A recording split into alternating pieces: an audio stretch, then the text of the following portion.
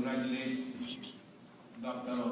Uma Maisukar and Mr. Kataria with his silent partner Harish Sahani, and even more silent Harish Sahani's daughters, who have been working the weeks together.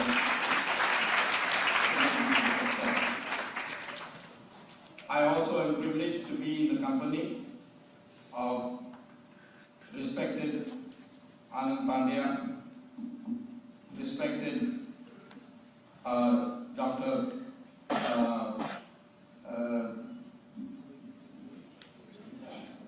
Dr. Sunil Parikh, a famous person of the community. For a momentary lapse of my memory, it is kept in my name, but sorry for that. But anyway, I'm privileged. I sat next to him. I've met him before, and he's a leading member of the Indian community in the United States, recognized by the government of India now with his Padma Shri. And the inspiring speech of Tapalji, which I must say has made, I have seen him now in 2.5 years evolve from a worker of the Vishnu Parishad in Calcutta to now a full-fledged Bengali Hindu leader, and very soon Indian. He has the intellectual perception to be able to formulate for the whole country, and Bengal can lead in this. I am required to speak today on a topic which is slightly different from what I've been speaking in the past, but connected. And that is what is required to make Hindustan a world power. I call India, that is Bharat according to the Constitution, Hindustan, mean it's a nation of Hindus and those others who proudly proclaim that their forefathers are Hindus. If any Muslim or Christian says that his forefather is a Hindu, he is our brother and sister. But if he says he is a descendant of Muhammad Ghori, then he should go to Pakistan.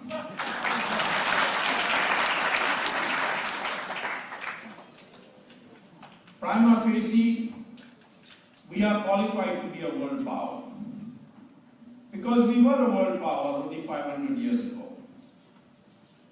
India had been a world power by then contemporary standards for 10,000 years. It's only in the last 500 years the decline was so severe that we ended up being poor. Economically, we were considered one of the most developed country, China behind us. In fact, the only commodity which the United States could sell to India in 1676, for which there is documentation, was ice. And that was because from Massachusetts, when the ships went to Kanchipuram to buy spices, cloth and every other product that they could lay their hands on, they complained to the Raja of Kanchipuram that we come with empty ships. Please buy something from us so that we don't come with empty ships. So he said, India produces everything, what is there for me to buy? When they pressed him, he said, I have never seen ice in my life being deep in south.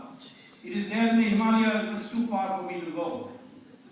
But I hear in your country, ice is 5 months of the year, you get it naturally. So if you bring ice, I'm willing to buy it.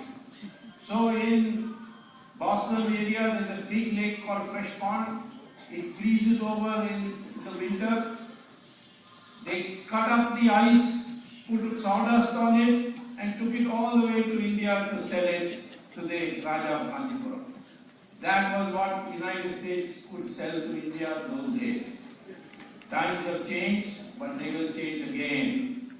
The United States is going to need us very soon because of our innovative abilities. Militarily, the correct history records from all sources which have been collated by scholars who are patriotic and not influenced by Westerners, that Alexander was defeated and sent back. The Caliphs came after winning the whole of Europe up to the borders of France. Their first military defeat was given by the Gujaratis, the Chalukyas in Sindh, and they had to run back.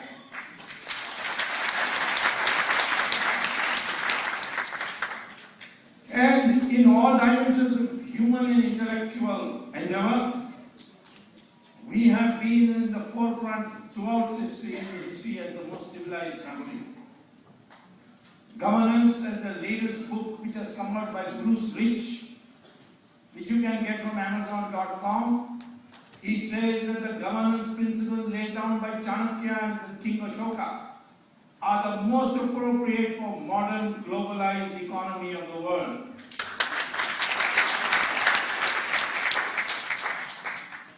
We had decentralized society long before the world even knew what decentralization was. Chanakya has talked about Janapadas, but he also talked about Chakravarti. He said when the country is in danger, all the Janapadas will unite under one Chakravarti. That is the concept he propounded. Otherwise, we will be decentralized. We also have devolution of power. The Varna system, which today we must reject because it has got connected with birth, was a decentralization of power. Two rishis, Bhrigu and Bhardwaja, sat down and said, how can we ensure that there is decentralization of power, devolution of power? And Bhrigu said there are four sources of power: knowledge, weapons, wealth, and land. And these should be separated in the hands of people. So those who have pursued knowledge could not have wealth, could not have weapons, but they will be venerated in society. And those who had weapons, they could become kings, but they could not decide when to go to war, how to dispense justice. That's why we may have had kings, but India was never a kingdom. India was never a dynasty. Let the Nehrus know that we were never a dynasty.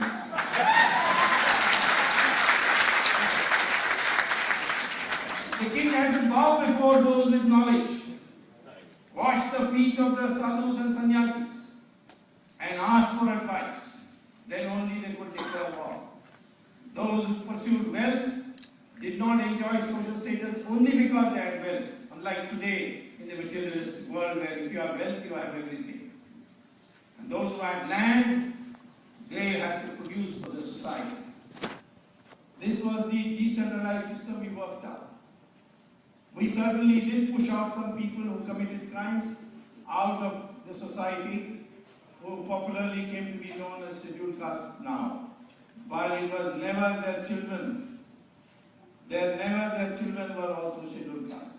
Valmiki was the son of parents who were pushed out of society, was ostracized in society.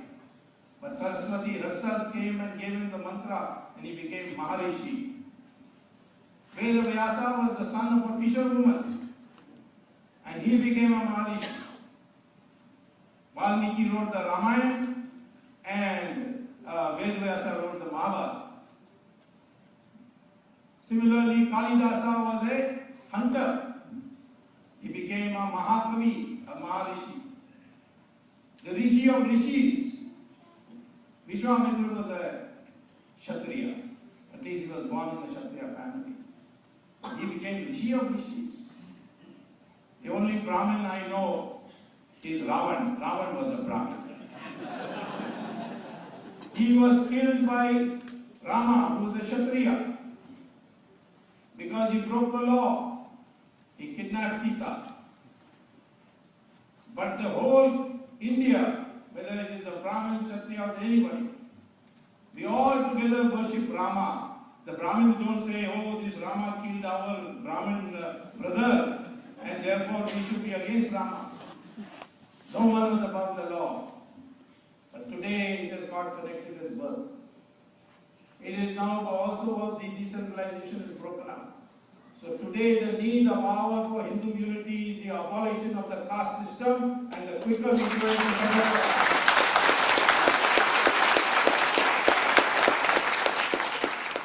We also invented the number system, the decimal system. Albert Einstein said we should be grateful to India because they taught us how to count. You will be surprised to know that when the British came and fought in the Coromandel Coast, rockets were launched against them and they lost the battle. And then they stole these rockets, took it to England and reinvented the rockets. Today, if you read George Gamow, a 101 bronze history of rocketry, they say rockets were first discovered by Indians and we owe it to them for the science.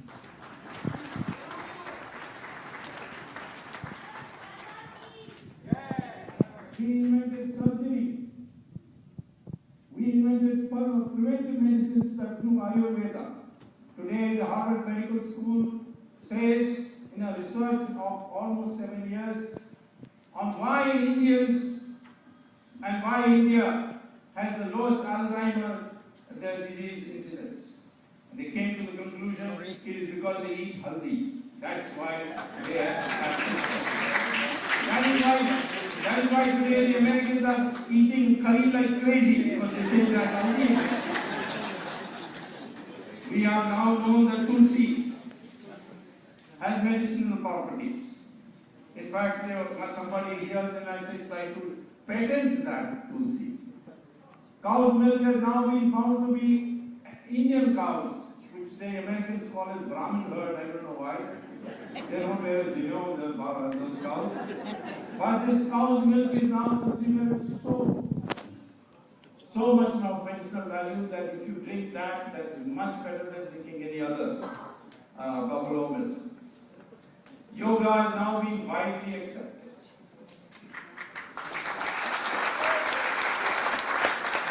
So widely accepted that tomorrow the children in America may be taught that yoga was invented by Americans and not by anybody else. Calculus was invented by Bhaskaracharya and Aryabhatta. We have this tradition. So if we have this tradition, what is the difficulty? Becoming a world power again. Economically, militarily, and in human and intellectual endeavors. And things are changing. Recently, a Gujarati businessman by name Mehta bought the East India Company, which is headquartered in London. East India Company has no business, but it has huge properties. And when the London Times interviewed him and said, why did you buy this? It's only property. He said, I wanted to show that the Indians are returning.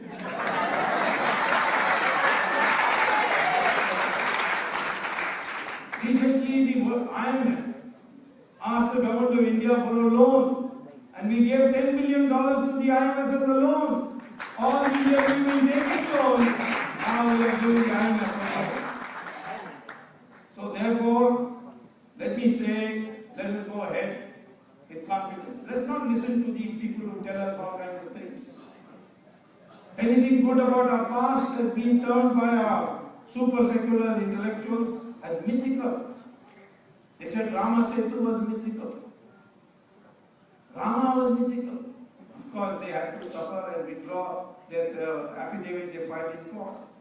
Because I produced a secret report which the government of India kept under wraps, but one officer gave it to me, prepared by Dr. Badrinarayan of the Geological Survey of India. And what did he say? He said, Rama Setu, which starts in the middle of the Park Strait, because the Rameshwaram Island goes into Dhanushkodi, and from Dhanushkodi for 48 kilometers you have Rama Setu, which you can see any day, even today. He said it is not a bridge, it is a causeway. And on the top of the causeway are corals, they are not rocks. Corals are made out of bones, shells. They get fused. And Dr. Badrinarayan in his report says that corals can only be formed on the coast areas because then only they'll get sufficient sunshine, not in the middle of the ocean. Therefore, somebody has brought these corals from the ocean shore to put it on the Ramasetu. And therefore, Ramasetu is a constructed project, not a natural project.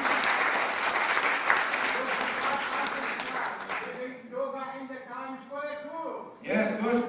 Now, this Times Square also, there are some people who are trying to blow it up. You be careful of that. So, therefore, I will come to that issue also very soon. Now, therefore, when I produced this report, they were speechless. They could not answer why they did this report. Now, they are saying that Ram temple, how do we know Ram was born there? How do we know Ram was not born there?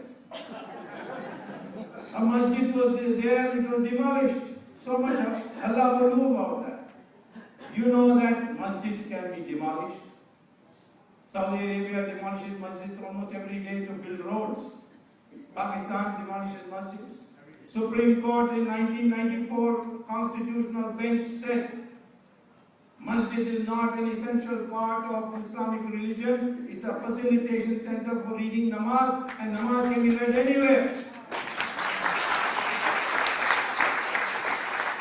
Temple, because you do prana pratishtha puja, therefore God comes into the murti, and therefore the temple belongs to God. It doesn't belong to any trustees. And as law minister, we fought one case in the House of Lords to get back the Nataraj statue, and the House of Lords of England, not the Indian courts, held that a temple is always a temple even if it is in disuse because of prana pratishtha puja.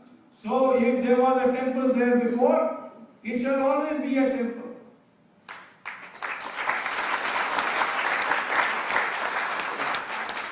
And the Allahabad High Court ordered a commission inquiry to find out whether there is a temple. And they found indeed there was a temple. A temple was demolished and a masjid built on it. Since the masjid is only for a facilitation center, you can read namaz even on a railway platform, you can read it on an aircraft, you can read it in the airport, you can read namaz on the 42nd Street, I think they once read namaz here. You can do it anywhere. Why can't you accommodate the Hindus and have your masjid somewhere else? Why must you insist on that place? You may say that the masjid was demolished unauthorizedly, alright. For those who did it unauthorizedly, you can have some criminal case. But if a government demolishes a masjid, then it is permitted under the law. And I am telling you, if there is ever a Hindu government, then Kashi Vishwanath, Vrindavan, and Ram Setu, Ram Mandir, all will be built again by demolishing the masjid.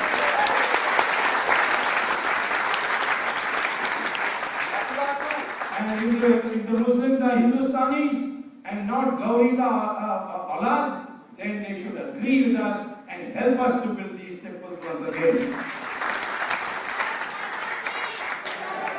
The British told us that the Vedas full of hymns to Saraswati river. Where is the Saraswati river, they asked. Today, thanks to satellite remote sensing, we have discovered Saraswati, and it is now flowing through Haryana, through Gujarat, into the Arabian Sea. Saraswati has been discovered. Now nobody is in a position to say it is mythical. Similarly, they said Dwarka is mythical. Where is Dwarka? Now archaeologists have found that Dwarka has actually, as the Purana said, sunk into the ocean. And today, Government of India has set aside 3,000 crores to lift up Dwarka from the under the ocean and put it in the ocean. So don't go by all this. Those who say that this is all mythical, or give distorted meaning, that we were always ruled by invaders, that we were Aryans first, then the Muslims came, then the British came. This is continuing. Now the Italians will come. That is also part of the continuing. We instead had an extended empire. Who was Kaikeyi, by the way, the wife of Dashrath? She was an Iranian. Iran was a province of India. Who was Gandhi in Mahabharata? She came from Kandahar. Afghanistan was part of India. So Gandhari and Kaikei proves that these are parts of India. India went from Iran to Burma, from north to south. Today we are coming to learn this. We declined from 1500 BC, 1500 AD because of our civilized behavior towards the aggressor. We did not, for example, fight after sunset. Fighting, we said, according to our laws, our Shishtachar, we fought after sunrise and before sunset. That's why in Mahabharata, Krishna advances the sunset by sending the Sudarshan Chakra. At night, everybody will have a good night's sleep, and nobody will attack at night. This was our first principle. Second principle, we will fight only in open field, not in agricultural land, not inside the cities. That's why the Kurukshetra took place in open field. When Ravan had to fight Rama, he had to come out of his palace into an open field. That was our second rule. And our third rule was that if you lost and asked for forgiveness, everything was returned to you, and with your self-respect intact, you were sent back. So Prithviraj Chauhan sent back Gauri how many times? I don't know, 15 times, 16 times, whatever. Because that was our Shishtacha. If he lost, give him. And he said, I'm sorry, give it to him. But that was a mistake because they did not believe in these rules. They attacked by night. They attacked the cities. They attacked the homes. And they would ask for apology and then break that apology. Of course, Prithviraj Chauhan shouldn't have given him so many chances. But I must say, Chhatrapati Shivaji understood. So when he went for dinner with Afzal Khan, he knew this is not an ordinary dinner. So he went with his claws poisoned. As soon as Afzal Khan said, let's embrace, he poked him in and he killed him. Jawaharlal Nehru said, this is treachery. But this is the Rananiti of Shivaji, and that's why he became Chhatrapati and was victorious.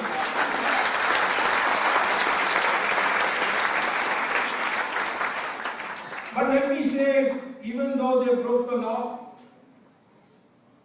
and took over our country, we never gave up fighting.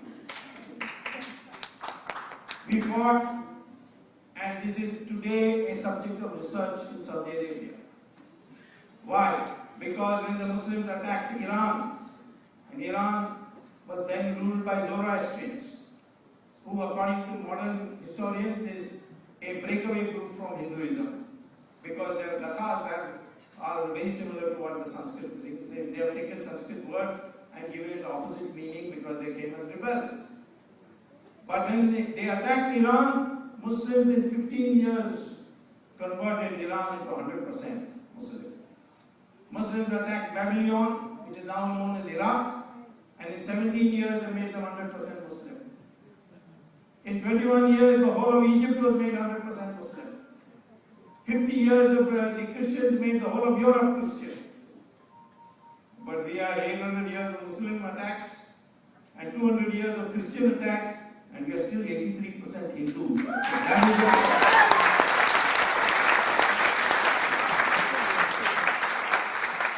why we did not become 100% Muslim. That's why Taliban says today, if we take over Pakistan, Afghanistan, then India is an unfinished business for us and we shall attack India. We are preparing Mujahideen for this. I say, hope to God that there is a secular government in India, because if there is a Hindu government, Pakistan will break into 4 pieces and there will be a Taliban. But be careful, in the name of Shistachar, don't commit mistakes. Sita committed one mistake in the name of Shistachar. Ravan came dressed as a sannyasi. And he sat down and he said, you have to serve me food here. She didn't want to cross the Lakshman Rekha. Then he said, no, you cannot. defame me like this, I will give sharp on you and Ramchandraji. And so in the name of Shishtachar, she crossed the Lakshman Rekha. You know what the consequences are. So beware if today some foreign woman comes wearing sari, putting bindi and doing namaskar to you.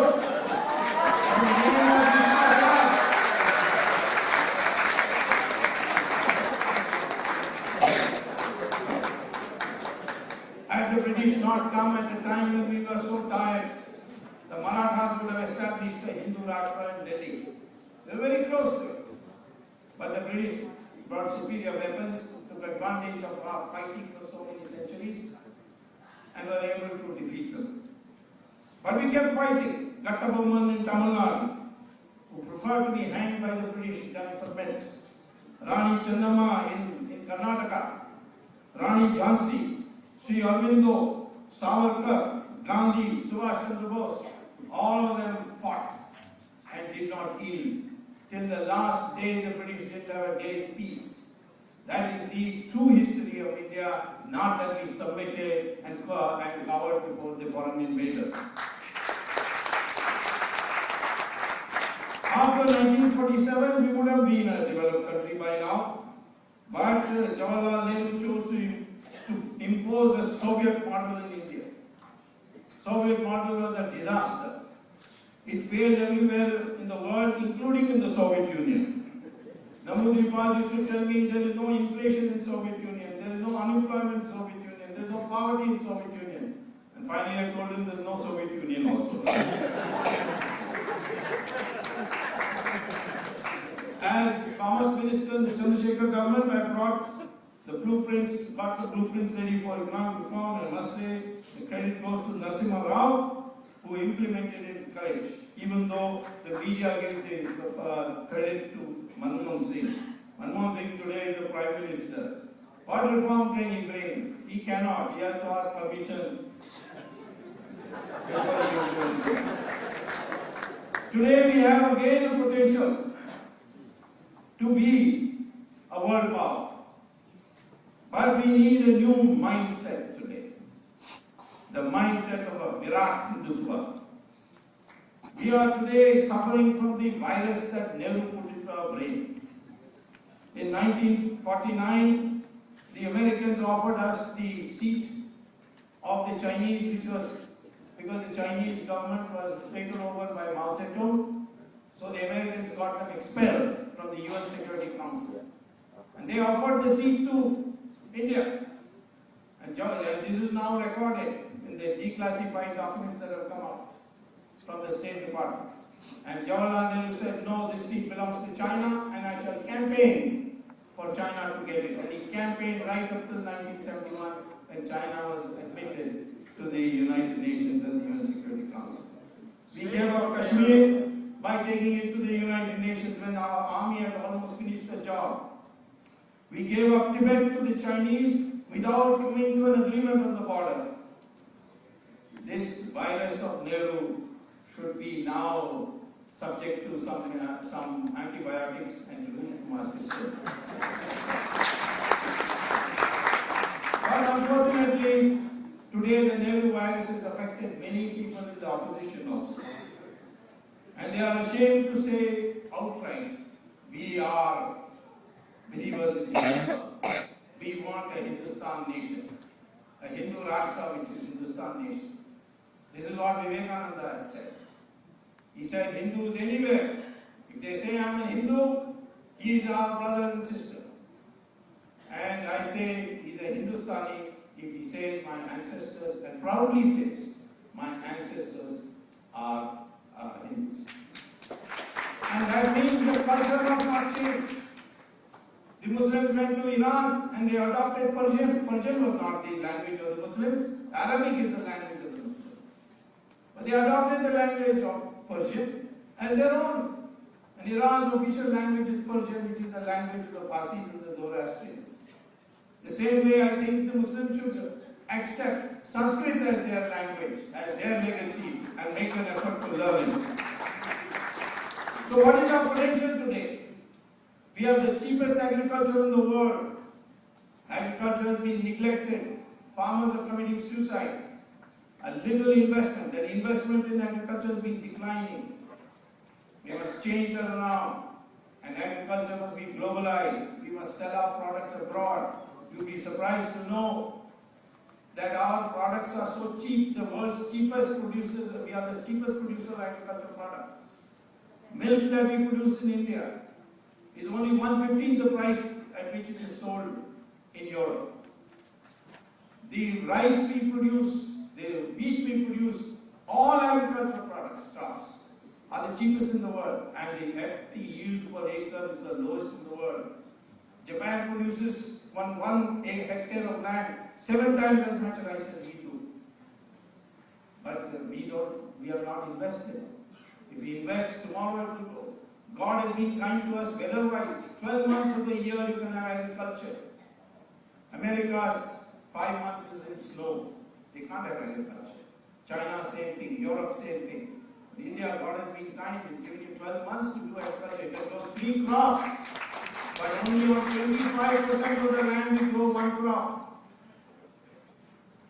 Our cows, we have 150 million cows.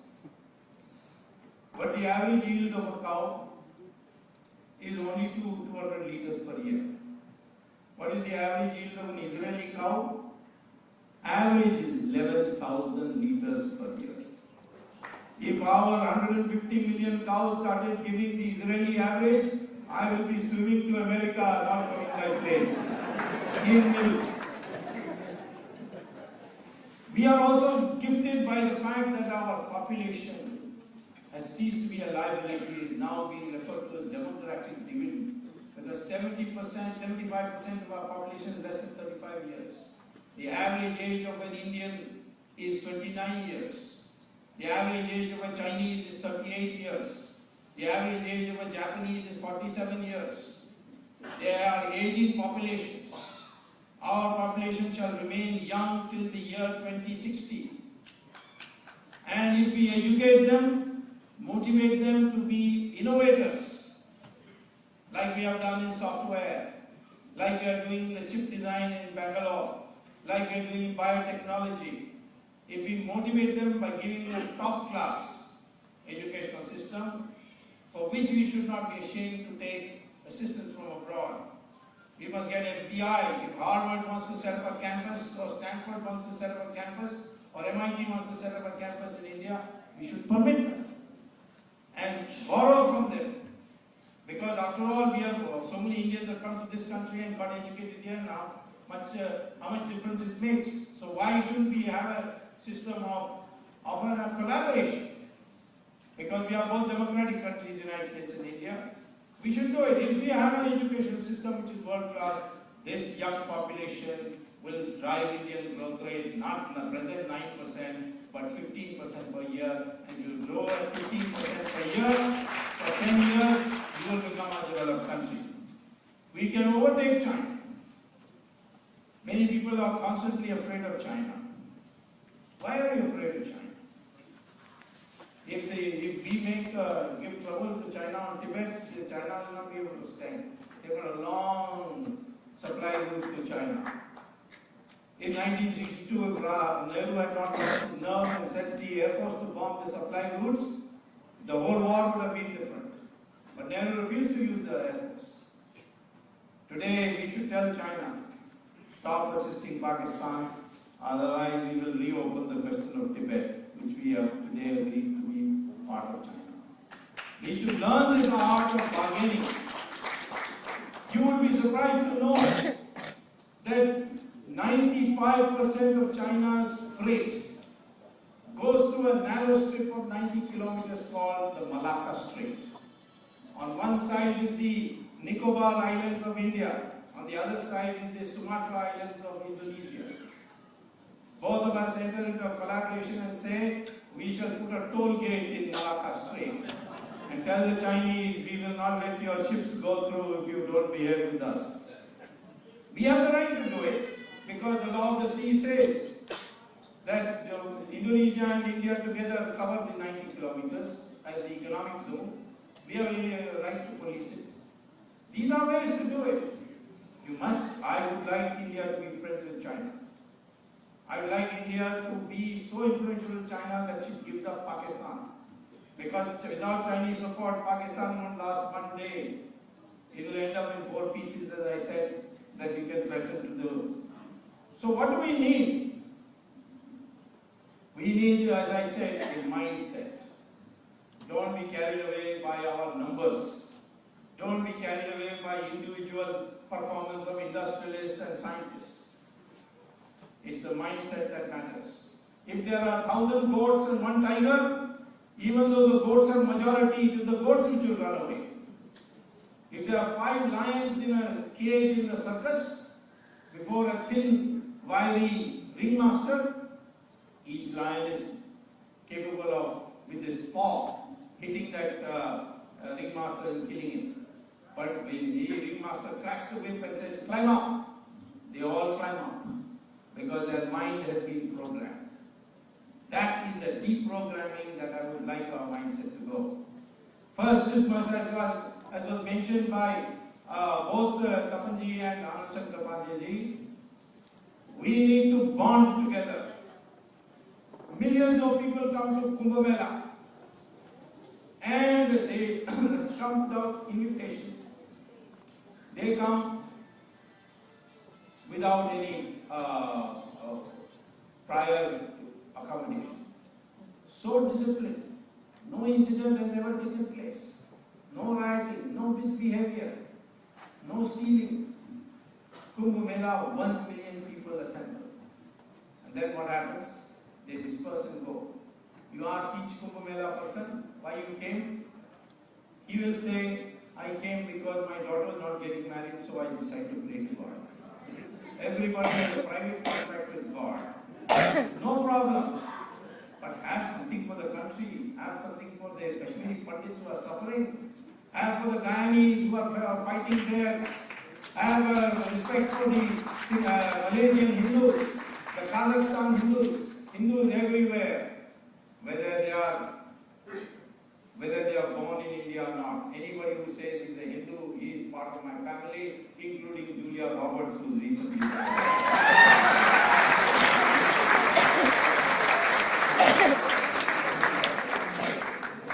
If there is one thing India ISI can do today, it is to learn Sanskrit. If you can't learn Sanskrit, make your children learn Sanskrit. If your children are already too old, make your grandchildren learn Sanskrit. Because by sheer learning of Sanskrit, your mind undergoes a change. It gets liberated. Today it has been found by NASA, and you can check this by going to Google and writing in artificial intelligence, NASA, Sanskrit. And what you will get? An article by Dr. Riggs, who says that artificial intelligence, what is artificial intelligence? The storing of knowledge in a computer. Every person born, goes through an education, learns so many things in life, and then dies, and knowledge dies with him. So they have decided to have a project of having people talk to the computer. Question became what language they should talk, because English is not a perfect language, PUT, put and BUT, but. So you are not able to get proper sounds. The meanings are also vague. For 20 years they did research. Let us invent a language which is perfect. And finally Dr. Riggs said, no need to invent a language, because there is already a perfect Sanskrit, language called Sanskrit and Devanagari script, and that is in the language in which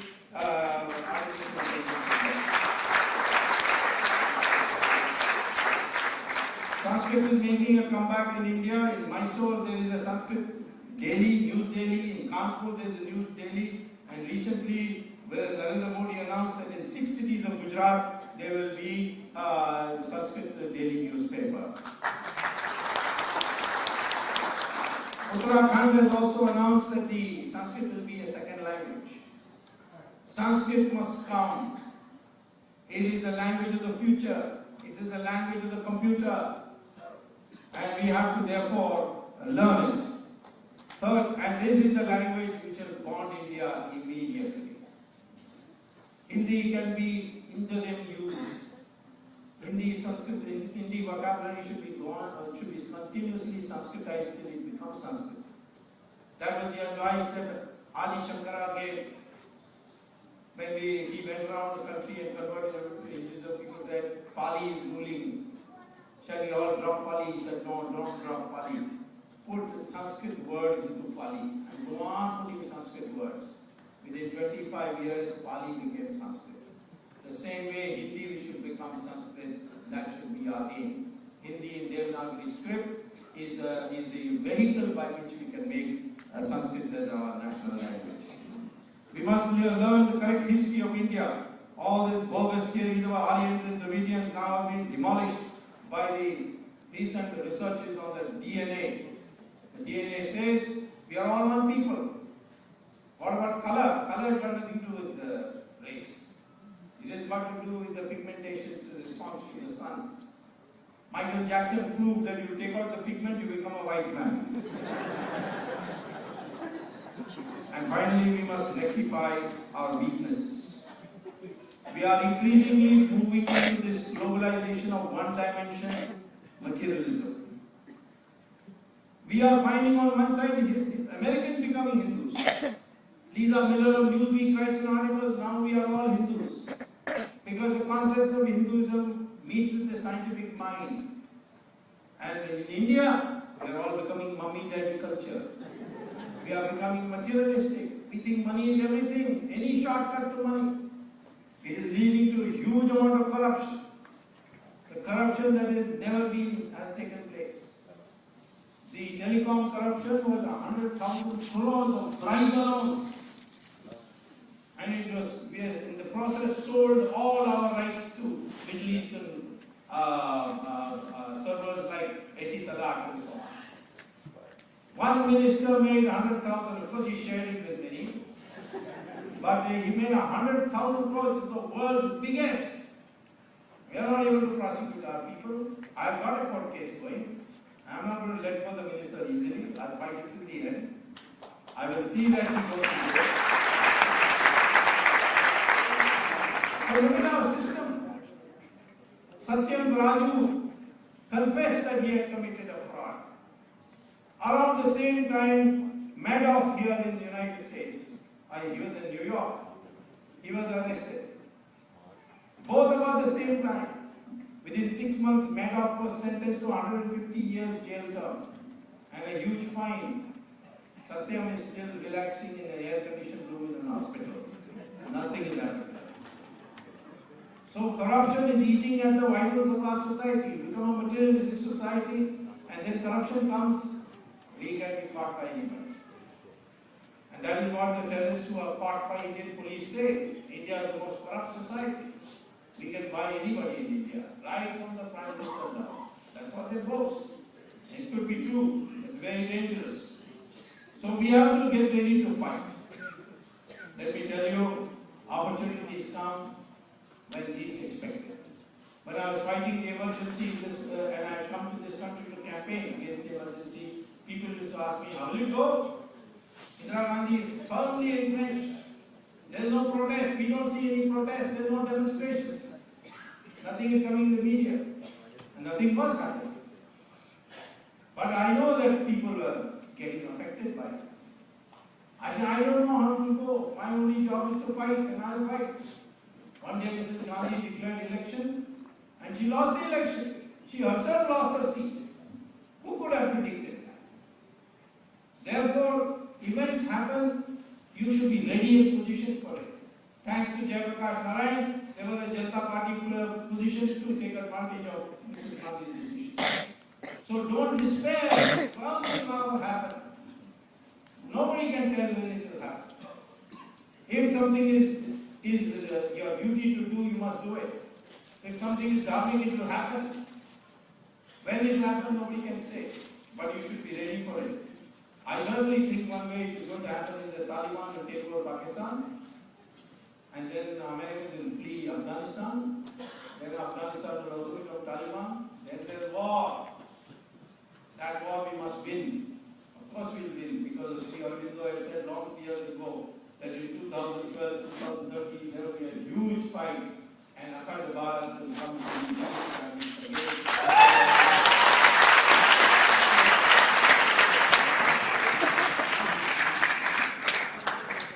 So I say, I'm not here against Muslims and Christians. You accept your ancestors, forefathers, Hindus. And that is the truth, because the DNA now proves that to be the truth. And if you accept proudly and accept that you don't have to change your culture because you change your religion, then you become part of the family. You become one country. Our identity is clear. We are a nation of Hindus and those others who proudly say that they are ancestors of Hindus. And as Savarkar had said, otherwise, if you come with us, he said, then with you. If you do not come with us, then without you. And if you oppose us, then in spite of you, we shall achieve together.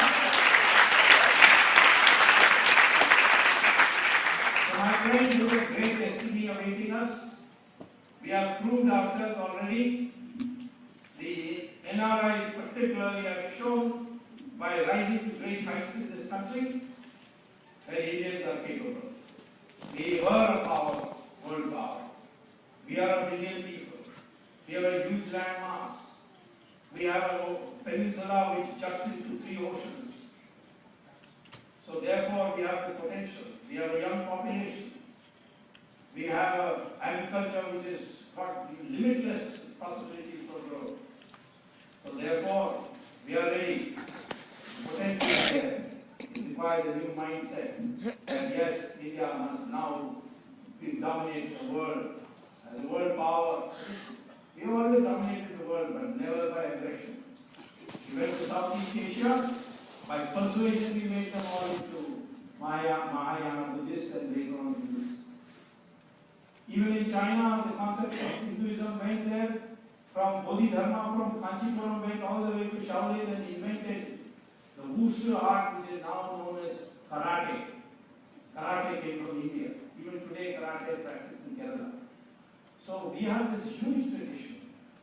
Let's own it up. Let's proudly proceed further to make India into a world power Hindu Rashtra. Thank you very much.